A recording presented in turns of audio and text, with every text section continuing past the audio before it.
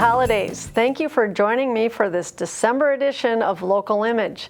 The sights and sounds of the season are all around, and sometimes all it takes is a song to bring back memories of a treasured moment from our past.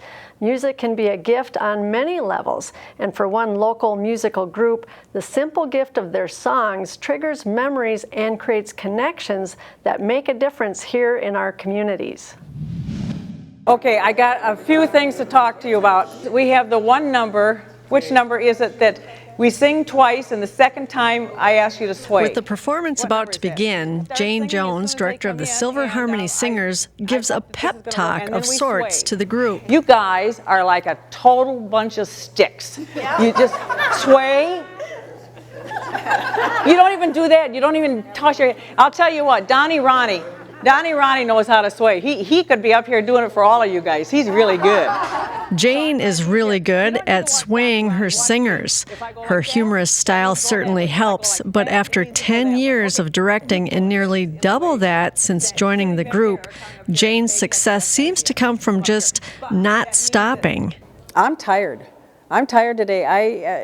I spent the week working on our church sale for this Saturday, and I was there this morning at 8:30 and working till 12:30, and I'm going back again. But you know what? I wouldn't miss this for anything. It is so great. The people are great. I look forward to seeing them every time. We're too old. We are too old to not do something if we don't love it. You can do it, kind of. Not too good yet. Yeah, work on it, guys. Because I mean, it looks like they've all got a magnet holding them down, and you guys are whipping back and forth over here. I mean, we could stay home, read a book, watch TV, emails. We could do all that kind of stuff, but to be with each other, to look forward to it, and then make other people happy. You know, I don't know, it's something that really turns me on. Today's performance will be just one of many they will do before the end of the year, but it's the first one they've done for a group of seniors that arrived earlier at the First Presbyterian Church of White Bear Lake. They meet here twice a month, and music is always in the mix of activities they do. Everyone play a dobro. Ready, and one more time again. Say it and play it. Everyone, this time say it and play it. Ready, go. Yes, all right. I'm going to give you a rhythm in Kuchishoka. I would like you to... We have our partnership with McPhail Center for Music and Learning. We've had this grant for 3 years. We just found out we'll get it for a 4th year. So we do have music involvement every time that we meet for 45 minutes.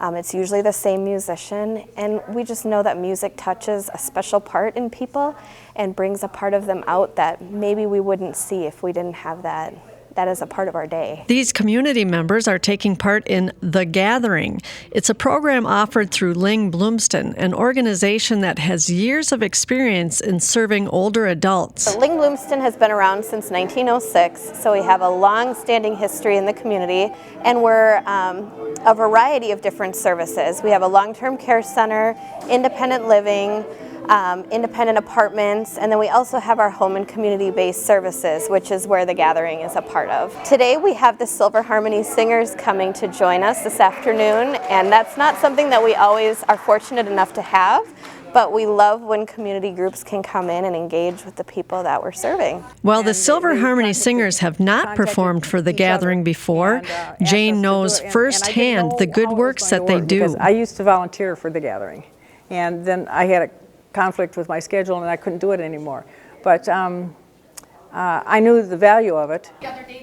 The Gathering program is a day-away program for people with early to mid-stage memory loss. It provides an opportunity for a caregiver to have a break for a day. Oftentimes we're the first service that they've used, and it's a way to keep people with memory loss still engaged in their community, engaged in meeting other people within the group, and also just having a time to socialize and have fun. So know that you're doing good things for your heart and you're doing good things for your brain. Okay. They'll usually work on some kind of a breathing technique to get our breaths going.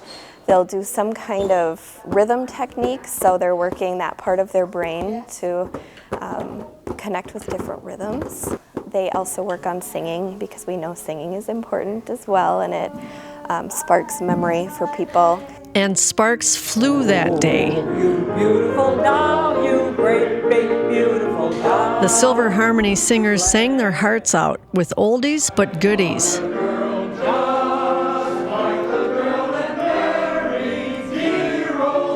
Songs of love and relationships.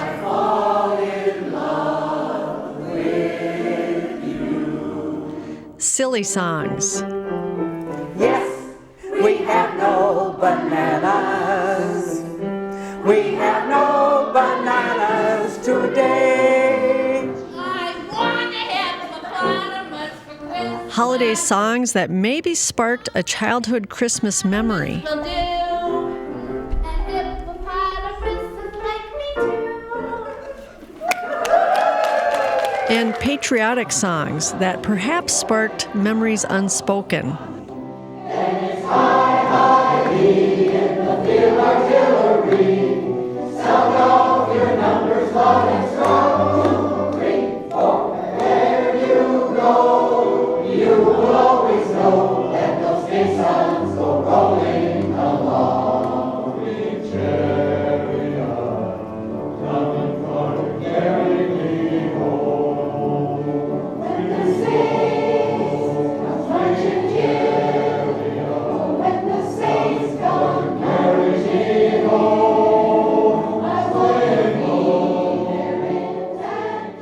People aren't always able to communicate how they would like to, and after spending 45 minutes singing songs that they've heard their entire life, they're able to communicate better. They also look like they're full of joy, they're moving their bodies, they're singing songs that are familiar, and it's just a way for them to connect with both the musician and each other.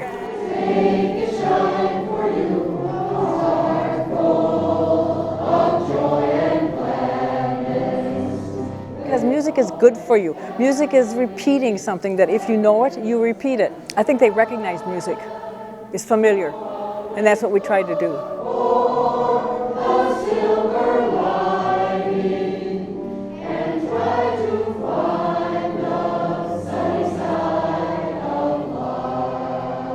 And so an afternoon of joy, gladness, and remembering was had by all. But it is probably the comments shared after the show that will keep Jane smiling throughout the rest of her very long day. How did you like the show today? This was just wonderful. Good. And did you know the music? You recognized? Yes. Yeah, see, Yes. that's good. And then we think of the past, and it's all good. Yeah, it's fun. It's fun. That is a wonderful thing. Well, we're all too old that if it isn't fun, we don't do it. Why would we do this if we didn't have fun? Yeah, but something like this, that we don't feel old. Yeah, I know. See, That's what we have to do. You're right. You're absolutely right. Well, it was nice to have you here today. Thank you. Yeah. And you know what? What? For that, you're cute. Cute. At 81, I haven't heard that in a long time. Yeah.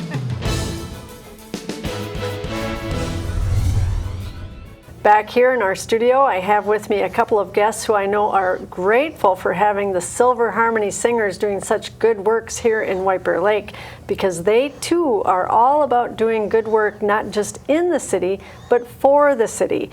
Joining me now is White Bear Lake Mayor Jo Emerson and longtime city manager Mark Sather, who is retiring this month after 31 years in the position.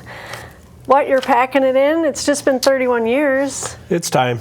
It's time. It's been a good run. And, I've been in this field for 40 years, and it's time to pass the baton. Oh my goodness. Well, I'm sure it was maybe a surprise to the city that you were retiring, or not so much. Mayor, were you aware that that was coming? I was aware that it was coming. I didn't know exactly when, but I knew when he made the decision, he would let us know, which he did. Yeah.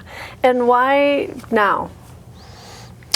Well, I've reached that kind of that magic threshold in age. I recently turned 65, and I've been asked way too many times, when are you going to retire, by friends and acquaintances. But I just felt that this would be time. There's some things I'd like to do with my wife Maureen while we still can. Right. And we have 2 children that chose to move from this great city to San Francisco, and we hope to spend some more time with them. Yeah, absolutely. Now is a good time then, Yes. for sure. Take us back to when you first started with the city.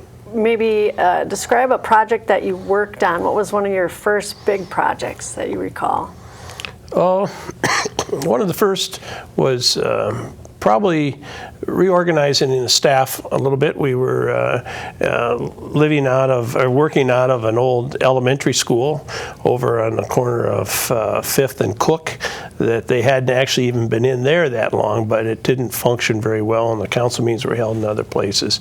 And so we also were just wrapping up on a study that had been done in the city identifying the need for senior housing. And we went out for the request for proposals, and lo and behold, somebody said that building that the city is in would be a really good spot.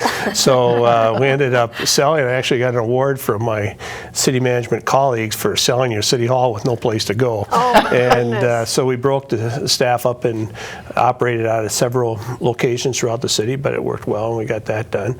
We also embarked on some of the early planning and staging for redevelopment of the west side of Highway 61, which was transformed in the next 10 years to a great deal.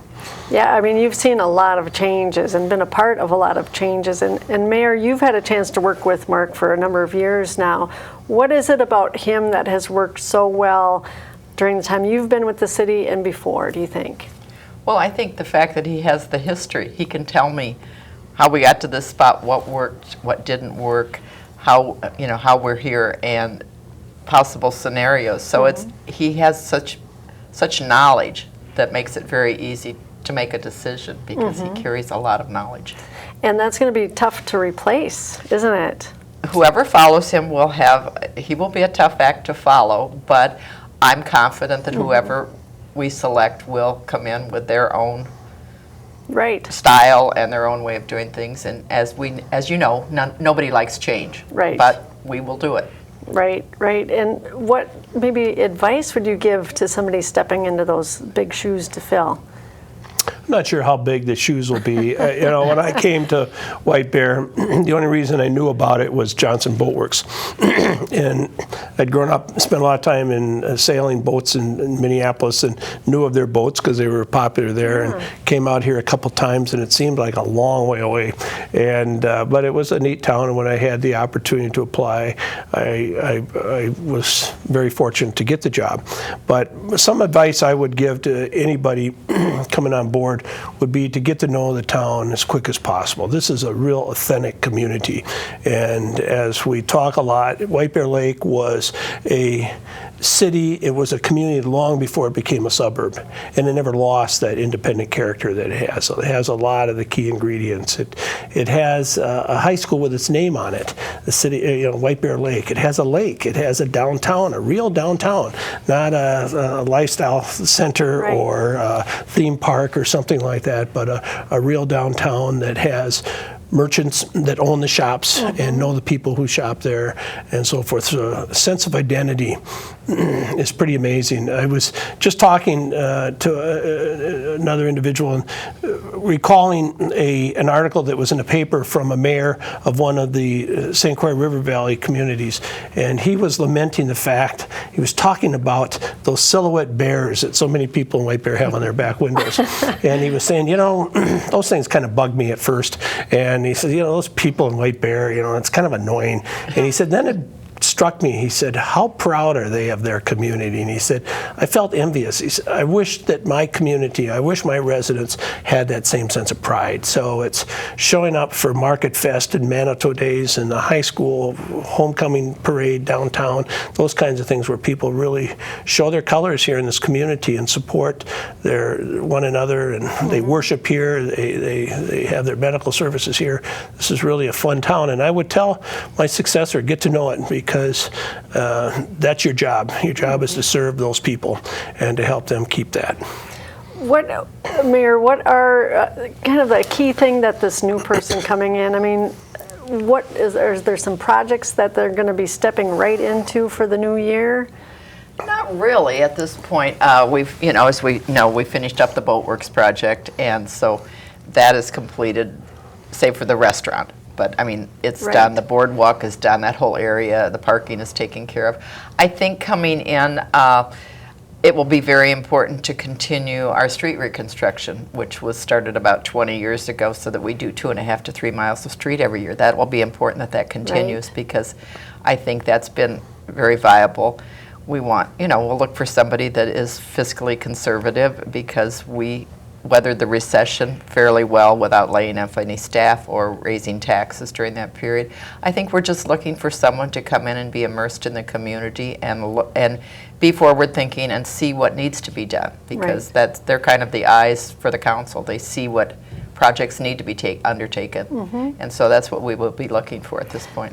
Mark, with all your years of experience, and I'm sure a number of different councils over the years, what have you seen that makes it work so well, seemingly, in White Bear Lake? Attention to detail, and keeping kind of our eyes on what the priorities are, even if they're not glitzy. The mayor talked about taking care of the roads, what we generally consider infrastructure. You don't get a lot of recognition or pats on the back for lining a sewer system, but it's important. People expect that to work, or making sure that the water system is sound. We've gone through all kinds of stressors on that during different drought seasons and so forth. There was a time in the late 80s when just about every city in the metro area had to have sprinkling bans because their pumps were starting to fail and so forth. We were sitting pretty. We were well below our capacity. Our pumps were humming because we had systematically maintained one each year and so forth. And yet, what we have to kind of consider that is people are expecting us to just do our job, and that stuff that's under the ground, that stuff that's unseen, is an important part of the municipal fabric, and we have to do that. But I think that that's really something that we should take pride in, and develop a funding mechanism so that it's affordable. It's not taxing people out of their houses, and listening to them, whether it's the size of the road they want in their neighborhood or the types of improvements in the neighborhood park. Got to listen to them, and that's part of it. What would you want the staff that you're leaving behind to know? How much we appreciate them. That's one of the things I'm most proud of, is we've built staff from the License Bureau to the police department to the ambulance and paramedics to the snowplow operators, engineering. We seek out people who care about the people that they're serving, and they get a lot of feedback. And I think once in a while, working in the public sector, it's like a lot of people don't get excited about going to the DMV. It's like, gee, I just turned 4 years and I get to get a new driver's license. No. And yet, if you can make that encounter positive for them, the employees that work in that get positive feedback from that resident that you've served, and it becomes kind of self-perpetuating. It grows, and I would like them to realize the fact that when I know the mayor, when I go out, get a lot of positive comments about that quality customer service, and as long as they know that it's being understood and recognized, it will continue to come. Absolutely. And anything you'd want our viewers to know, anything you want to say to those folks out there that you've been serving all these years? Thanks for the opportunity, and it was an honor, and I look forward to one more month of it, and trying to help set the stage for some of the things that we didn't get done. I don't want to be a half-empty guy, but sure would have liked to have seen that Bruce Ventle Trail extended to downtown White Bear, and we have some other things, but we've got the mechanism and the process in place, and I'm not going away, so there will be Mark Sather, private citizen, who will show up once in a while. Yay! I'll have to stay away from City Hall a little bit. My wife warns me, nobody's going to do anything you agree with down there, and with tongue-in-cheek, but they will. And but it's time to not rule from the grave. Let them take it over and go forward, because there'll be new ideas. It's probably overdue for new ideas, new vision. You've helped to get the city to where it is today after all your hard work over the years, and I know the mayor has to be so pleased with all the leadership you've brought to the city, and it's a job well done, and you deserve to have a happy retirement, and we wish you all the best. Well, thank you. Look, it's as I said, it's been both a pleasure and an honor to do it, and I'm looking forward to the next chapter, but also looking forward to continuing to watch a city prosper. Yeah. Now let's go to a place that my guests here are very familiar with, inside White Bear Lake City Hall. But we stopped short of the City Council chambers and set up a camera just outside the door to the License Bureau to see what visitors know, don't know, and want to know about their DMV. So take a listen. All right. Thanks, Mark. Yeah, what a thank you. pleasure. Okay. Well, I didn't know I was coming in for this.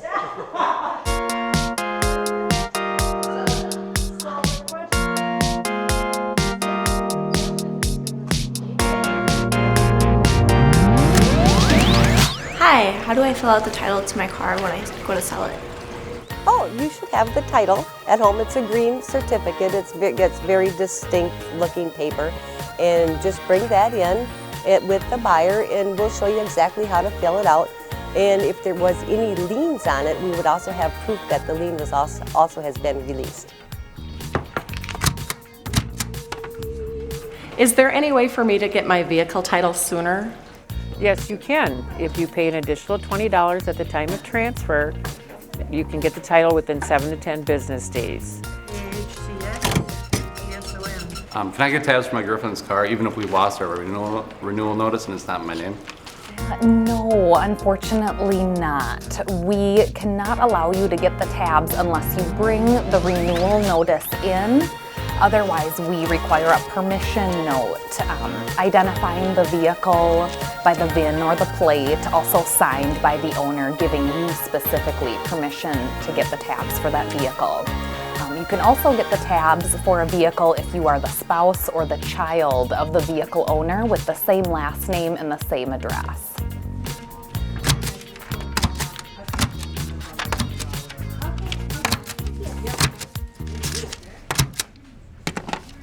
Am I able to take my driver's test here? Unfortunately, we are not an exam site.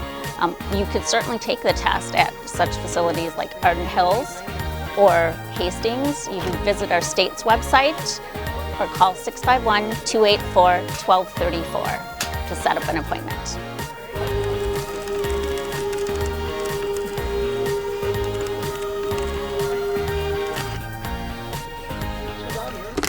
Can I get my passport renewed?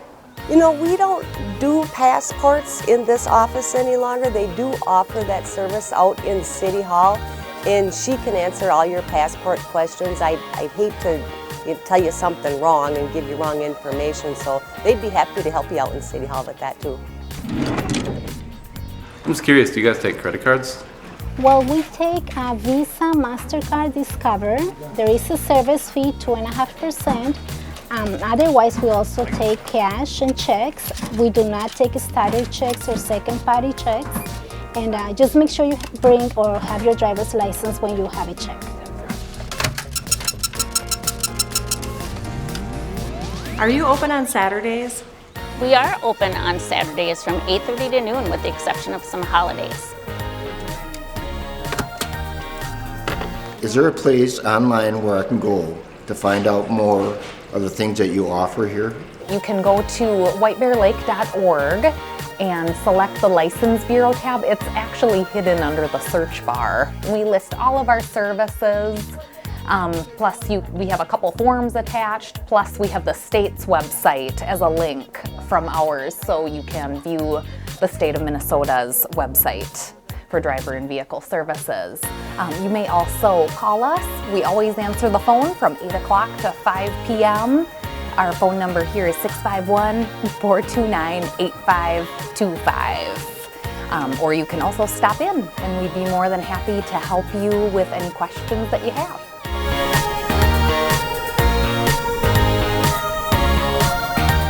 Hablamos español de lunes a viernes, excepto los miércoles.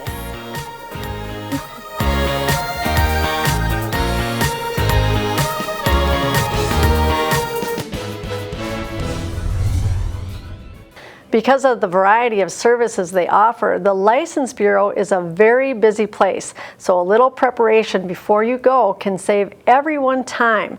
Now, our final story features an event that you could say took years of preparation. It happened at a time when most of us were probably fast asleep, but for those who were there, it was a very moving experience, one that will go down in the history books in more ways than one. Photojournalist Jeffrey Wilson brings us this local image segment. We are all too quick to tear things down and rebuild something new, and it's kind of amazing when you think about all the things that they've moved over the years, over the decades.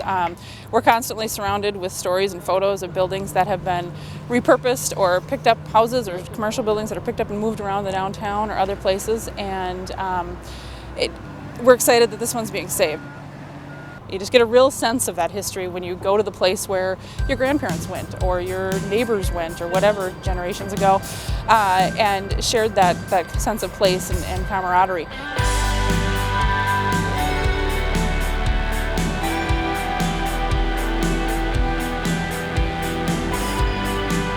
The White Bear Town Hall was built in 1885. The Township commissioned an architect, which we firmly believe is Cass Gilbert, when he was very young and just getting started, to design a town hall for the purpose of their meetings. The Township was formed in 1858, on the same day Minnesota became a state, and they had no place specifically to meet up until 1885. So for almost 30 years, they were meeting in the hotels and resorts and different places. And so from 1885 until 2011, when the town board chose to no longer meet in this building, that was their home. Some are concerned with the idea that we're moving a historic building off of its site, and that is an issue generally, and typically it's not something I would necessarily advise, but under these circumstances, this is not the first spot where this town hall has sat. It was originally built over on the shore of White Bear Lake, between White Bear and Goose Lakes, and in 1909 had to be moved right along the edge of essentially what is Highway 61 today and White Bear Avenue. And then when the highway was straightened through that area in 1951, it was moved to Hoffman Road, where it is right now. It's been a long road to save the town hall. We've had to convince a lot of people that it really does have heart and that the core of the building is still there. And because it suffered fires, because it's been moved, a lot of folks feel that it's lost its integrity as a structure. And so then people say, well, it's not original. Well, it depends on what story you're telling. To me, all of those layers are part of that story.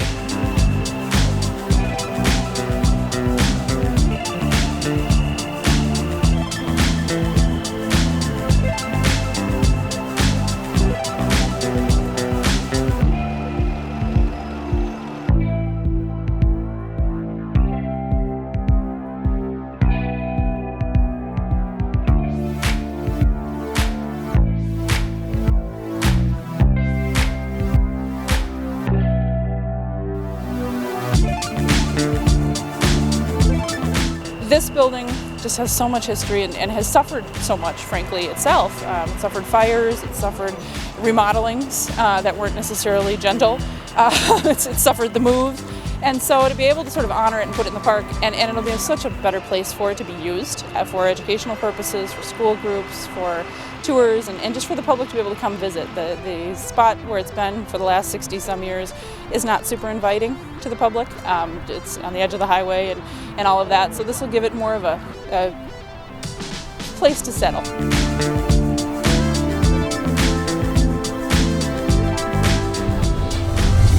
We've come to the end of this month's show and the end of our local image season for 2015. No worries though, we'll be back for a best of this past year in January, and we'll be working on an all-new season of local image starting in February. Meanwhile, from all of us here at On Location TV, a very Merry Christmas and the happiest of holidays to you and yours. As always, I do thank you for watching Local Image.